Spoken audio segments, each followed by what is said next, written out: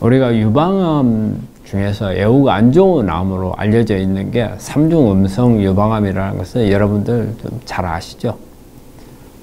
일단 삼중음성 유방암이라고 진단을 받게 되면 상당히 치료도 까다롭고 또 애우도 그렇게 썩 좋지를 않아서 우리 환자분들이 힘들어하고 낙담하는 그런 암이죠.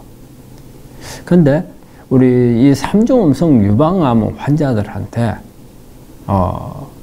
우리가 그 헐투에 대해서 표적 치료제를 하는 경우가 있다는 거예요.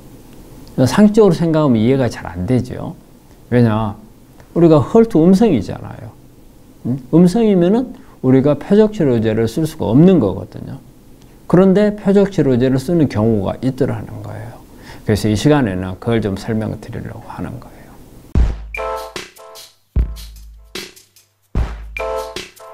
우리가 삼중 음성이면 호르몬 2개, 에스트로겐, 프로스테론 음성이고 헐투 음성이에요. 상피세포 성장 인자 2번이거든요. 헐투가. 이게 다 음성이에요.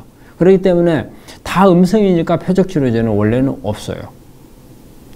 근데 그러면 왜 이 표적 치료제 쓰는 경우가 있느냐? 근데 삼중 음성 유방암 환자들 중에서 수용체, 헐투는 없지만 돌아다니는 순환하는 이 헐투 RNA가 발견이 된 거예요. 이런 경우가 보통 한 삼중 음성 유방암 중에서 한 30% 정도여서 발견이 된다고 그래요. 그러니까 한 10명 중에서 3명 정도에서는 헐투 이 RNA가 발견이 된다는 거죠. 이게 만드는 단백질이 헐투 103이라는 단백질을 만들어내요.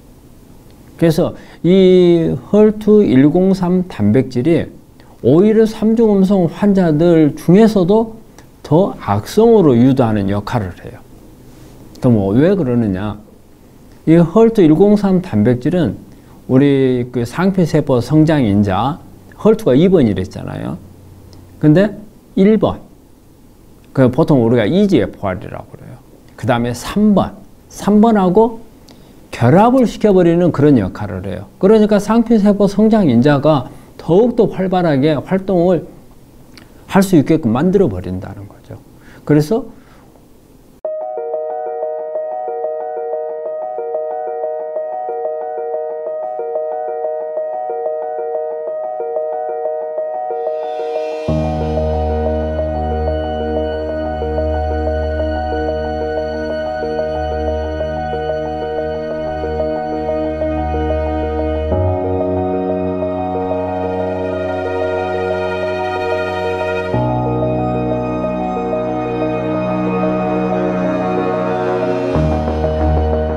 삼중 음성 중에서도 예후가 더 나쁘고, 즉 암세포가 빨리 성장을 하도록 더 유도를 하고, 그 다음에 뚫고 침투에 들어가는 힘을 강화를 시키고, 그 다음에 악성도를 더 높이는 그런 역할을 하더라는 거예요.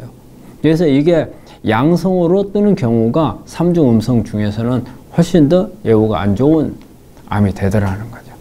그런데 요즘에 이런 경우에 헐투 RNA에 대해서 헐투에 대해서 사용했던 표적 치료제를 사용을 하니까 이거 제거가 되더라는 거예요. 그래서 이게 제거가 돼버리고 나니까 암세포 증식이 줄어들고 침투되는 것도 줄어들고, 그 다음에 악성도가 심해지는 것도 덜하다라는 거죠. 즉 우리가 표적 치료제에 듣더라는 겁니다. 그래서 요즘에 이제 그런 방향으로 해서 표적 치료제를 사용하는 경우가 있기 때문에 앞으로는 이 순환하는 이게 헐투 RNA를 찾는 게 상당히 중요한 것 같아요. 그렇다면 또 하나의 치료법을 찾을 수 있는 것도 되고, 또 하나는 이렇게 악성이 심한 이런 경우인데 악성이 더 심한지 안 심할지를 우리가 미리 예측할 수 있는 부분도 되잖아요. 검사를 해가지고 발견을 할 수 있다면. 그래서 이런 게 상당히 중요할 것 같아요. 그리고 여기에 대해서 우리가 그 표적 치료제로 사용하는 게 퍼제타라는 약을 사용을 해요. 퍼제타라는 약을 사용을 하게 되면 이 헐투 RNA, 그 다음에 헐투103 단백질을 억제할 수 있는 그런 치료 효과를 낼 수가 있어요. 그래서 우리 환자분들이 좀 혼동을 될 거예요. 왜?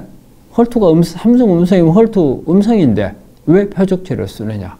양성인 사람들한테 쓰는데. 그런데 이런 경우가 있을 수 있다는 거고, 또 이런 이 양성인 것 자체가 어떤 예후에 영향을 주기 때문에 꼭 검사를 해서 발견하는 게 상당히 중요하겠다. 또 발견을 하게 되면 이런 퍼제타라는 항암제를 쓸 수 있어서 또 하나의 치료 방법을 찾을 수 있다는 이런 희망적인 부분도 있을 수 있다는 겁니다. 그래서 이 시간에는 우리가 삼중 음성 환자라 하더라도 여기에 대한 헐투에 대한 표적 치료제를 사용하는 경우가 있다는 것을 말씀을 드립니다.